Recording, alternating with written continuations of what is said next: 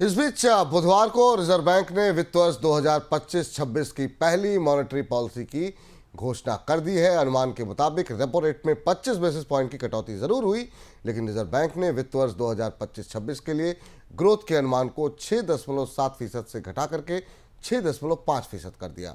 Reserve bank ने यह भी कहा कि FY25 अनुमान से कम ग्रोथ की वजह दूसरी और तीसरी तिमाही में सरकार की तरफ से कम पूंजीगत खर्च है। हालांकि महंगाई के अनुमान में भी कटौती हुई है। वित्त वर्ष 2025-26 के दौरान रिटेल महंगाई के अनुमान को 4.2% से घटा करके 4% किया गया। रिजर्व बैंक ने अपनी मॉनेटरी पॉलिसी रिपोर्ट में खपत को लेकर के जो संकेत दिखाए हैं, उनमें शहरों में FMCG प्रोडक्ट्स और पैसेंजर व्हीकल्स की बिक्री सुस्त नजर आ रही है और टू व्हीलर्स की बिक्री में आई गिरावट गांव में सुस्ती की बात कह रही है। सर, RBI ज़्यादा रेट कट आखिर में क्यों नहीं कर पाया? बाजार तो काफ़ी ज़्यादा की उम्मीद लगाए बैठा था, खास तौर से जिस तरह की अंतर्राष्ट्रीय स्थितियां, टैरिफ का टेरर, मंदी की आशंका का माहौल बना बैठा था।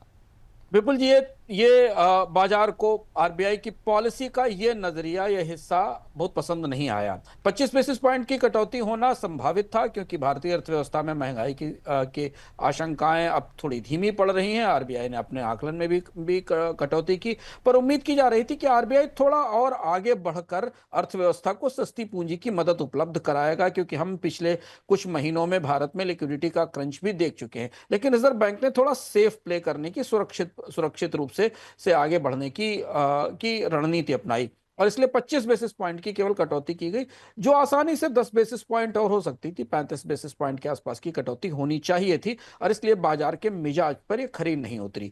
वजह इसकी दूसरी एक और है कि जिस तरीके की अनिश्चितता है, जो अनसर्टेनिटी है पूरी अर्थव्यवस्थाओं में, भारतीय अर्थव्यवस्था में और भविष्य और दुनिया की अर्थव्यवस्थाओं में, उसको देखते हुए आरबीआई खासा सतर्क दिखाई दे रहा है। और एक और महत्वपूर्ण बात ध्यान देने की है कि रिजर्व बैंक के अपने आकलन में हालांकि महंगाई को कम करने की बात कही गई है, लेकिन मानसून आने तक आरबीआई, मानसून की तस्वीर देखने तक आरबीआई खाद्य महंगाई को लेकर बहुत मुतमईन नहीं हो सकता। जी सर, जीडीपी ग्रोथ का लक्ष्य आखिर में क्यों घटाया गया आरबीआई की तरफ से?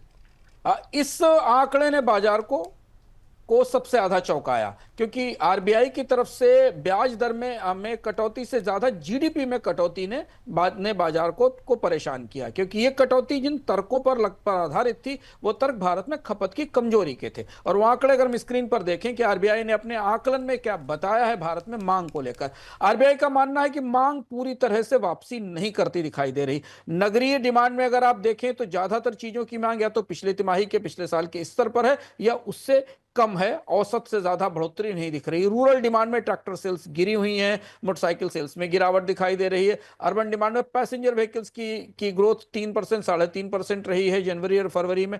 पर्सनल लोन्स की ग्रोथ में कमी आई, उसमें आरबीआई ने खुद अपनी तरफ से कोशिश की है।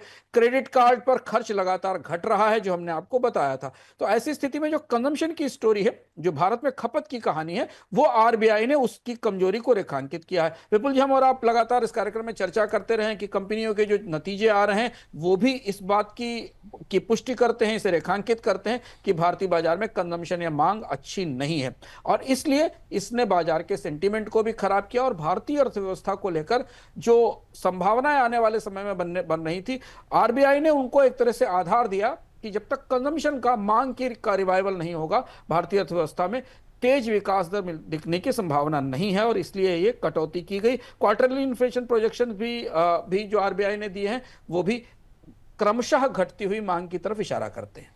सर, लेकिन अगर खपत की कहानी इतनी अगर खराब है, तो फिर यहां से बाजार के लिए अब क्या उम्मीदें हैं? क्या बाजार क्या एक्सपेक्ट करे? देखिए, आरबीआई ने खपत के मामले में काफी लंबी बात कही है। अपने करीब 100 पेज के दस्तावेज में एक पूरा हिस्सा है खपत को लेकर। तो खपत की कहानी तो खराब है, इसे आप कहीं से भी छिपाकर नहीं रख सकते। कोशिशें भले ही की जाएं, लेकिन जो हाई फ्रिक्वेंसी डेटा है, हम लोग बोनस पॉइंट में लगातार एफएमसीजी कंपनियों की मांग के और बाजार में चाहे मकानों की बिक्री हो, मोबाइल्स की बिक्री हो, इलेक्ट्रॉनिक्स की बिक्री हो, इनके आंकड़े बताते रहें।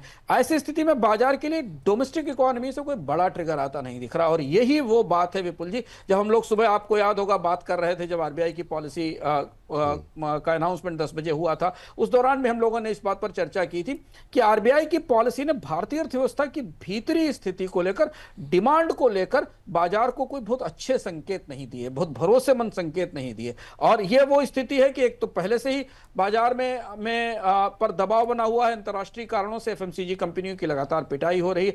इसलिए आप ये मान सकते हैं कि यह साल भारतीय अर्थव्यवस्था के लिए आरबीआई की संभावनाओं के भीतर से अगर पंक्तियों के मध्य निकालने की कोशिश करें तो ज्यादा चुनौतीपूर्ण हो सकता है। आरबीआई ने थोड़ा उसे कंजर्वेटिव रखने की कोशिश की, इस बार अगले कुछ महीने और ज्यादा चुनौतीपूर्ण हो सकते हैं। बस केवल एक ही उम्मीद है कि बादलों वाले जो देवता हैं वो इस बार सही कृपा बनाए रखे, क्योंकि अगर मानसून जरा भी डगमगाया ना विपुल जी, तो भारतीय अर्थव्यवस्था के लिए चुनौती और गहरी होगी, क्योंकि रिजर्व बैंक के सारे आकलन अगले साल की एग्रीकल्चर ग्रोथ की रिवाइवल पर केंद्रित हैं, जो आपने आरबीआई गवर्नर के भाषण में भी सुना होगा।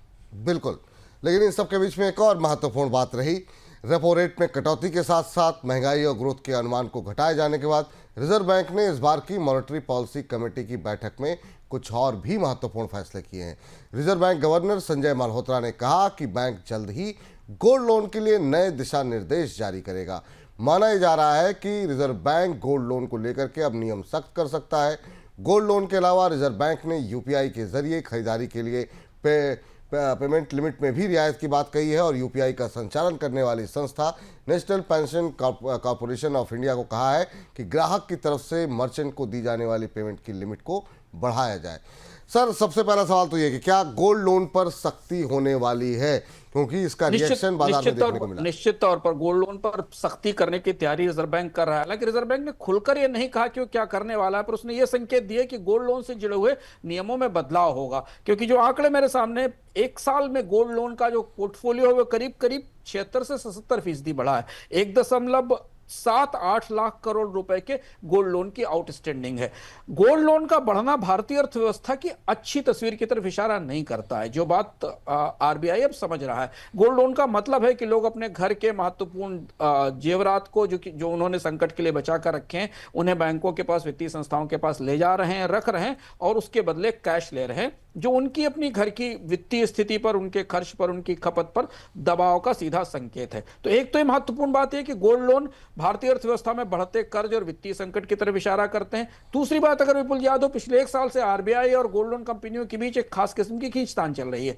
गोल्ड लोन में पारदर्शिता नहीं है, जो लोग कर्ज नहीं चुका पाते हैं उनके ऑक्शन करने की व्यवस्था ठीक नहीं है। पिछले साल आरबीआई ने गोल्ड लोन कंपनियों के कामकाज पर एक लंबी रिपोर्ट भी जारी की थी, जिसमें इस बात की तरफ संकेत दिया गया था कि गोल्ड लोन कंपनियों के कामकाज में पारदर्शिता नहीं दिखाई दी, कुछ कंपनियों पर कार्रवाई भी की गई थी। अब ऐसा लगता है कि आज रिजर्व बैंक इस पूरे मामले पर नए सिरे से नियम बनाने की तैयारी कर रहा है और ये नियम निश्चित तौर पर गोल्ड लोन कंपनियों के लिए सख्त होंगे। और इसलिए आज आपने विपुल जी ध्यान से देखा होगा कि गोल्ड लोन कंपनियों के स्टॉक्स बाजार में खासे टूटे, तेजी से टूटे। हालांकि रिजर्व बैंक ने सख्ती कितनी होगी इसके बारे में कुछ नहीं कहा था, लेकिन शायद कंपनियों ने, बाजार ने भांप लिया कि गोल्ड लोन का बिजनेस इस समय जिस तरह से चल रहा है उससे आरबीआई बहुत खुश या संतुष्ट नहीं है। बिल्कुल सही कहा सर आपने। आज हमने देखा बड़ी गिरावट देखने को मिली, खासतौर से मुथूट फाइनेंस में सबसे ज़्यादा गिरावट रही, करीब 7.25% से ज़्यादा। इसके अलावा चोलामंडलम 2%, मनापुरम फाइनेंस 2.25%, श्रीराम फाइनेंस में था करीब 3.25% की गिरावट देखने को मिली।